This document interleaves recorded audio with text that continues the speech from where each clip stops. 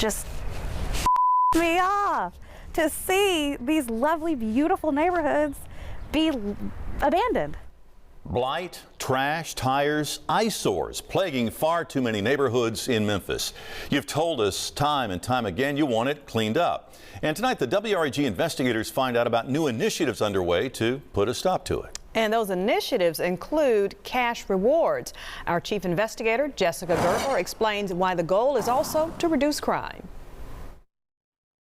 Like some mattresses here that are just abandoned. They say in order for a community to thrive, Of course, you know, beer cans and more trash. they have to care. It makes it so hard to have pride in your community. Alexis Agnew doesn't quite agree with that, saying It's not fair, and it doesn't have to be that way. she just moved to the Bluff City, and while driving through South Memphis, she was appalled at the blight, trash, and litter piled on the side of the roads, clumped under bridges, and tossed in abandoned lots. It makes me angry because I've lived this way. I've lived in blighted communities. What upset her even more, driving in other parts of the city, like East Memphis. Money equals power, but it shouldn't. And just because these areas don't have the money and the economic investment doesn't mean that they don't deserve clean spaces, green spaces. A problem many of you also pointed out. I just hate to see my city looking like this. You've contacted us. This is ridiculous that I have to drive home every day and pass by this. Let it have been dumped in Germantown. Time and time again. It's really bad. About the eyesores plaguing your neighborhood. They would just, clean it up and act like they care. Irritated, disappointed, discouraged. We feel that they're frustrated. We hear it. Robert Connect heads the Memphis Public Works Division. He says his team is implementing new ideas that come from a new administration and from a blight task force created by the council. In my mind, the future is to be as proactive as possible. He says they launched a pilot program zoning in on hotspots for crime and code violations in each precinct, starting in Mount Moriah. So we all recognize that crime and blight go hand in hand. Police focused on the crime hotspots. Through an open records request, we found out their operations in Mount Moriah resulted in 402 traffic stops and 35 arrests. They say they seized 15 guns and drugs, including pills, fentanyl, and methamphetamines. Meanwhile, Connect says they've been focused on cleaning up, issuing exterior code violations, cutting overgrown grass, patching potholes, sweeping streets. He says they've now moved into the Airways precinct area. It's an overall effort to just improve everything that we can touch. Connect says they've also teamed up with nonprofits for more community cleanups and more anti-littering curriculum in schools.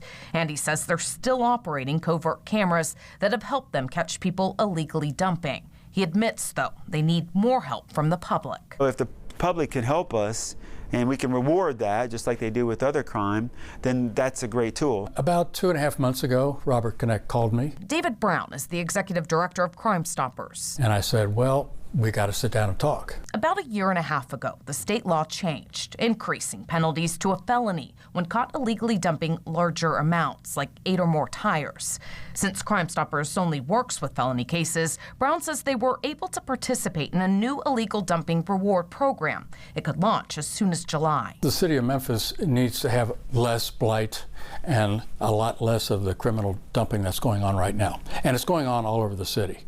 So we need to put a stop to it. The city will donate the $50,000 to start it. Tips will still be anonymous, and if they lead to an arrest or warrant, payouts could be $300 to $500. Criminal dumping can be kind of a starter crime into worse felonies. And so that's a good reason to step up too. Studies have shown that blight and crime go hand in hand. Vacant properties are often stripped of valuables and become havens for squatters. Blight hurts property values, which means less economic investment.